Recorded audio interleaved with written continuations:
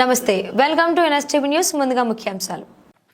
కడప జిల్లా కొండాపురం మండలం MRO office ముందు సిపిఐ నిరసన కార్యక్రమం. ఈ దినం రాష్ట్ర వ్యాప్తంగా పేదవారికి ఇంటి స్థలాలు, ఇల్లు, సాగు భూమి 2 ఎకరాలు ఇవ్వాలని భారత కమ్యూనిస్ట్ పార్టీ సిపిఐ రాష్ట్ర సమితి పిలుపు మేరకు అన్ని మండలాల తహసీల్దార్ కార్యాలయం ఎదుట రైతు సంఘం, ఏఐటియుసి ప్రజా సంఘాలను కలుపుకొని ఆందోళన చేపట్టడం జరిగింది.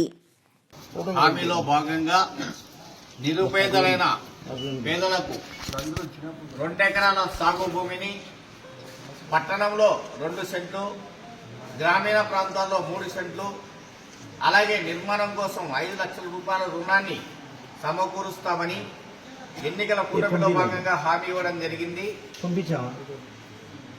ఇప్పటి వరకు సూపర్ 6 అని చెప్పేసి ఒకటి మాత్రమే, అంటే నిరుపేదలకు వృద్ధాప్య పెన్షన్ మాత్రమే మంజూరు చేశారు.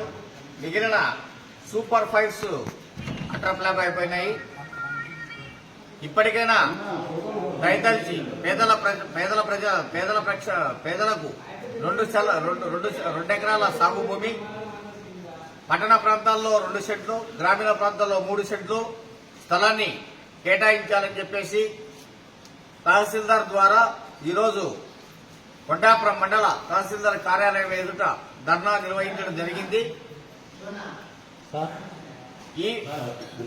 ఇక మీద స్పందన లేకపోతే తర్వాత కలెక్టరేట్ ను కూడా ముట్టడిస్తామని చెప్పేసి సిపిఐ పార్టీ సందర్భంగా హెచ్చరిస్తోంది.